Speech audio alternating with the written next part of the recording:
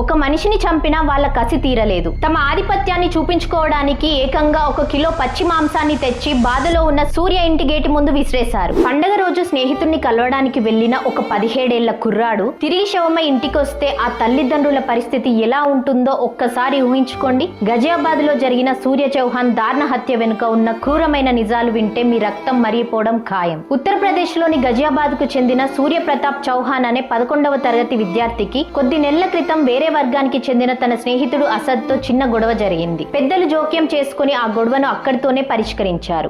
అంతా సద్దుమణిగింది అనుకున్నారు. కానీ వాళ్ళు ఆ ద్వేషాన్ని మనసులోనే పెట్టుకున్నారు. బక్రీద్ పండుగ రోజు మేము బక్రీద్ కు కుర్బానీ ఇస్తున్నాం, చూడ్డానికి రా అని సూర్యాని పిలిచారు. పాత గొడవలు మర్చిపోయి స్నేహంగా పిలుస్తున్నారేమో అని నమ్మి వెళ్లాడు సూర్య. కానీ అక్కడ అప్పటికే మాటు వేసి ఉన్న 7-8 మంది రాక్షసుల్లా సూర్యాను చుట్టుముట్టి కత్తులతో దారుణంగా పొడిచి చంపేశారు. కానీ అసలు విషాదం ఇక్కడే మొదలైంది. ఒక మనిషిని చంపినా వాళ్ళ కసి తీరలేదు. ఈ వీడియోలో సూర్య బంధువు చెప్తున్న దాని ప్రకారం సూర్య చనిపోయాడని తెలిసాక ఆ ప్రాంతంలో ఉన్న వాళ్ళ వర్గానికి చెందిన ఇరుగు పొరుగు వారు పండుగ చేసుకున్నారు. తమ ఆధిపత్యాన్ని చూపించుకోవడానికి ఏకంగా 1 కిలో పచ్చి మాంసాన్ని తెచ్చి బాధలో ఉన్న సూర్య ఇంటి గేటు ముందు విసిరేశారు. అదేంటని అడిగితే తీసుకెళ్లి డ్రైనేజ్ లో పడేయండి అని ఎంతో అహంకారంగా సమాధానం ఇచ్చారు. बराबर में डेथ हो गई है, इन्होंने 1 किलो बकरे का मांस निकाल कर यहाँ पे डाल दिया चौड़े में, ये दिखाने के लिए कि हमारी मानसिकता क्या है और हम कितनी मजबूती से यहाँ पे रहते हैं, हम किसी से डरते नहीं हैं। बच्चों को भेज देते थे नाली में डाल देने के लिए जब मामला गर्म हो गया। ఒక ప్రాణం పోయినా జాలి లేదు సరికదా,